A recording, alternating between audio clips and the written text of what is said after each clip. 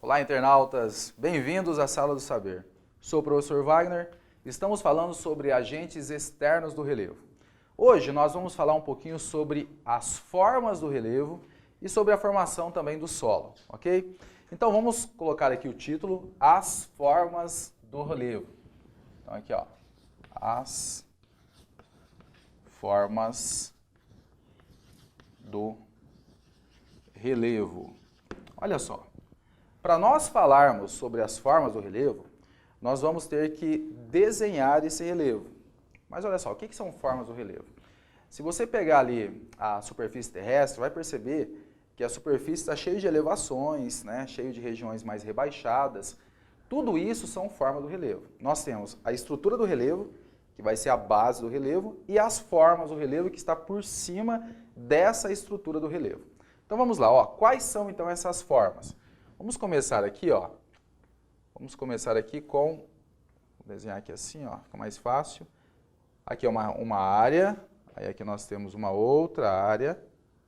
Nós vamos ter uma região um pouco mais rebaixada, certo? Uma região um pouquinho maior, vou colocar assim, uma região mais rebaixada, região maior aqui, e depois nós vamos ter ali outras áreas, ok? Bom, vamos supor que nós tenhamos aqui, ó, o nível do mar. Então aqui, bem nesse ponto aqui, ó, vamos imaginar que aqui seja o nível 0, nível do mar. Então vou colocar aqui, ó, nível médio do mar. Nível 0, certo? É o nível do mar. Muito bem. A primeira forma de relevo que nós vamos, né, mencionar são os planaltos. Então, o que são os planaltos? Para se ter um planalto, você precisa de uma região superior a 300 metros de altitude e que predomina o processo erosivo. Então, vamos colocar aqui, ó, vamos imaginar que daqui, ó, até aqui, nós tenhamos aqui 300 metros de altitude. Ó, 300 metros de altitude. Ele será superior a 300 metros de altitude. Essa área, ela será chamada de planalto. Aqui, ó. Planalto. Então, o que é planalto? São áreas altas, né, que ultrapassam ali os 300 metros de altitude. Então, áreas altas em que predominam o processo erosivo. Lembrando que esse altas aqui, ó, né, seriam aqui os 300 metros, ok? Onde que tem processo erosivo aqui, ó? Aqui, ó. Ó. Você vai ter aqui nessa área uma erosão. Então, nos planaltos vai predominar o processo erosivo, são regiões superiores a 300 metros de altitude, em que predominam o processo erosivo. Agora, onde que vai parar esse processo erosivo? Onde que esses sedimentos serão depositados? Então, aqui, ó, essa área onde vai ter acumulação de sedimentos, aqui será as planícies. Então, aqui, ó, planície. Então, o que é a planície? São regiões inferiores a 300 metros de altitude e que vai predominar o processo de sedimentação. Então, aqui, ó, nós teremos planície inferiores a 300 metros, ok? E que predomina o processo de sedimentação.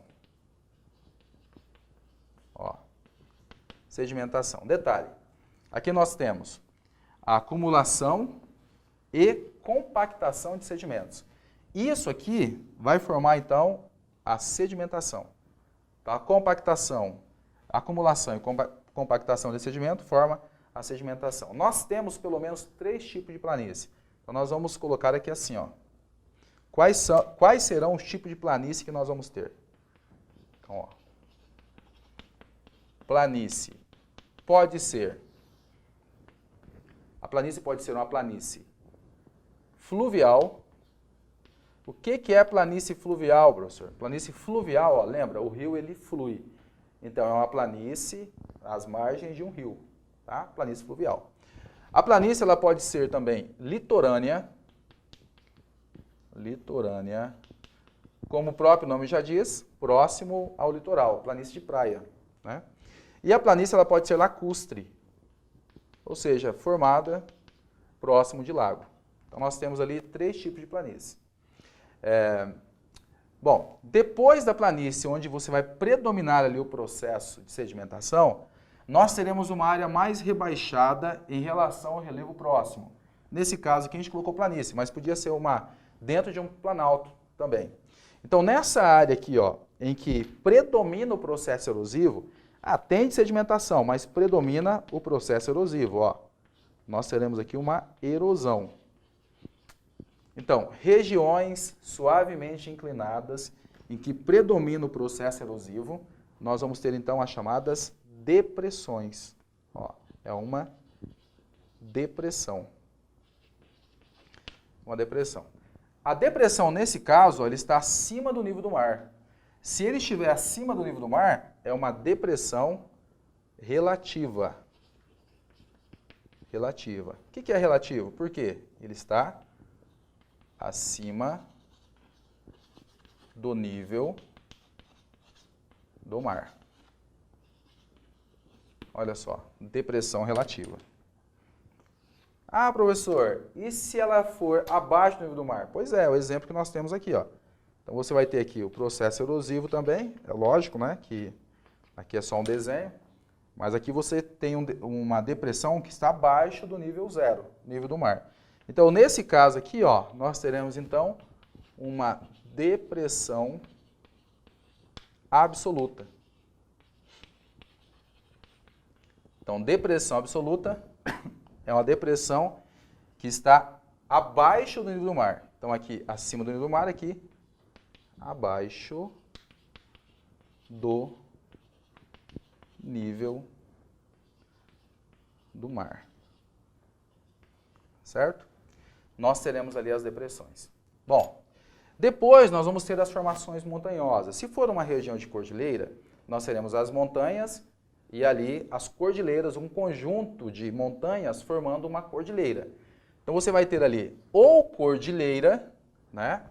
Ou um conjunto de morros formando serras, que também são formações ali com elevações, né, maiores do que as áreas próximas. Não chega a ser um planalto, mas nós teremos ali as regiões de montanha. Então você pode ter as cordilheiras, ó, cordilheiras. As cordilheiras será um conjunto de montanhas. Ou nós teremos ali as serras, né, que seria o exemplo que ele está especificando.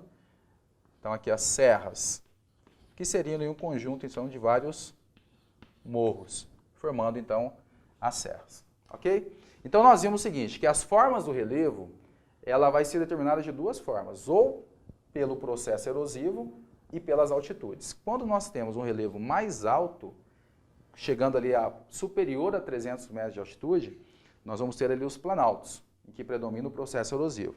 Quando nós temos uma área inferior aos 300 metros, nós teremos então as planícies. As planícies, elas podem ser fluvial, às margens do rio, litorânea, ou na praia, no litoral, ou lacustre, né, próximo de lago.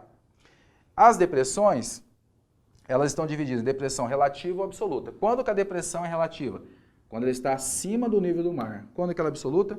Quando ela está abaixo do nível do mar. Certo? E ali depois nós temos as outras formações, que seriam cordilheiras, né, que seriam ali as montanhas formando a cordilheira e as serras. Ok? Agora é o seguinte, ó, já falamos sobre as formas de relevo, agora nós vamos falar um pouquinho sobre o solo. Como que acontece a formação dos solos. Então nós vamos fechar aqui, ó, e vamos falar um pouquinho sobre solo. Vou colocar assim, ó. Os solos. Olha, o ponto final do intemperismo é isso. O intemperismo que vai acontecer ali nas regiões desérticas, depois na região montanhosa, ou nas regiões em que chove mais e que chove menos, os processos erosivos, tudo isso vai acabar resultando no solo. Agora, o solo ele pode ser fértil ou infértil. Quando que o solo é fértil? Então nós vamos marcar o seguinte, ó, solo fértil, né? Importante para a agricultura ali. Então o solo fértil, ele precisa ter água, olha só, ar, ele vai ter que ter matéria orgânica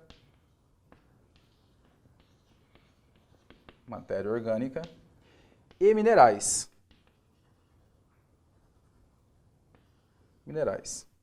Então, quando o solo tem a água, para manter-se úmido, para que a planta possa, né, alimentar-se ali com a água, quando ela vai resgatar também ali os seus nutrientes, né, por meio da matéria orgânica, e os minerais também vai acabar compondo ali um solo que vai ser ideal, né, vai ser fértil, vai ser ideal para a produção agrícola, por exemplo. E por que o ar? Porque o solo não pode ser compactado, né, as raízes elas precisam ficar livremente andando ali entre os grãozinhos ali, né, de areia, de solo que estão ali. Então, nesse caso, para ser fértil, água, ar, matéria orgânica e minerais. Aí você tem um solo fértil. Bom, os solos, eles também podem acontecer de duas formas. Eles podem ser aluvial ou eluvial. Então vamos entender aqui, ó, quando que o solo ele é chamado de eluvial. Então vamos colocar, ó, solo eluvial. Então, solo eluvial é o solo formado a partir da rocha matriz, a rocha principal. Vamos colocar aqui, ó. Solo formado a partir da rocha matriz. E um detalhe, ó, esse solo formado a partir da rocha matriz, ele permanece próximo da rocha. Então vamos colocar assim, ó, ele está próximo à rocha de origem, a rocha matriz. Então esse é o primeiro. É a partir daqui que nós teremos os horizontes do solo, que a gente vai ver daqui a pouquinho. O solo também pode ser chamado de solo aluvial. Ó, o que é solo aluvial? Esse solo aqui ele foi formado longe da rocha matriz. Então aqui, ó, ele foi transportado. Então ele foi formado, né, ó, solo formado longe da rocha matriz. Por quê? Ele foi transportado, ó, transportado por agentes externos do relevo, como por exemplo o rio. Então aqui, ó, por processo erosivo, né? Vamos colocar aqui, ó, pelos rios, ventos, né? E aí sucessivamente. Então, solo aluvial, ele acontece longe da rocha matriz, transportado pelos rios, pelos ventos. Um exemplo desse solo aluvial aqui, nós temos ali o solo de Ilóis, né, nas margens do Rio Amarelo, na China, o de Massapê, né, no Brasil. Então são solos aluviais. E solo eluvial? Nós vamos ter aqui o solo formado a partir do basalto, que seria o terra vermelha, terra roxa, né, nas regiões sul do Brasil ali, tá? Então, vamos entender aqui, ó, como que esse solo eluvial, ele é formado a partir dos horizontes do solo. Então, vamos marcar assim, ó. Os horizontes do solo. Os horizontes do solo. E aí nós vamos fazer assim, quer ver, ó? Vamos pegar aqui. Assim. Olha só. Vamos imaginar que aqui seja um perfil do solo. Então nós vamos ter aqui, ó. Primeiro, matéria orgânica aqui em cima, ó, as plantinhas, tá? Tá nascendo aqui e tal. Esse vai ser a primeira camada do solo. Então essa primeira camada, ela será chamada ali, ó, né, todo esse pedaço, deixa eu colocar aqui com amarelo, ó. Esse pedaço aqui será chamado de horizonte O. Horizonte O. Por que horizonte O? Porque ele vai ser formado por matéria orgânica, principalmente húmus e matéria orgânica, tá? Ó. Matéria orgânica. Matéria orgânica, horizonte O. Depois, aí nós vamos ter assim, ó, aqui, ó, o solo que não está muito compactado, né? É aquele solo em que dá para se arar, é o solo utilizado na agricultura. Então esse pedaço aqui, ó, ele será chamado então de horizonte A. Vou colocar assim, ó. Horizonte A. Aquele solo utilizado que as raízes das plantas elas penetram ali, tal, na agricultura, tem matéria orgânica ainda. Então aqui, ó, é o solo arável. Solo arável, horizonte A, né? A, arável. Depois, esse solo vai ficando mais compacto, né? Então aqui, ó, nós teremos o solo um pouco mais compacto, já não estão assim com muito solto, né? Tem menos ar entre ali os fragmentos. Então nós vamos ter aqui um solo mais compactado aqui, ó. Então nesse solo mais compactado, nós vamos ter então o horizonte B. Ó. Horizonte